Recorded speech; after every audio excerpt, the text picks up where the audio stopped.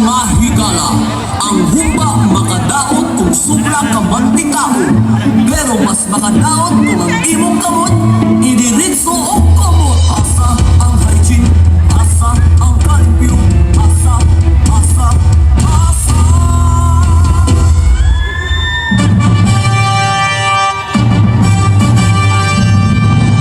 Mga tao, pagbantay kamo.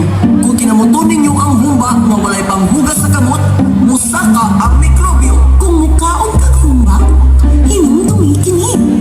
Hugasi ang kamot, aron healthy pirmi. Humba sa ronda ni! Pagtulawa ko, bi! Padayon sa pagkaon, gamitan natong kutsara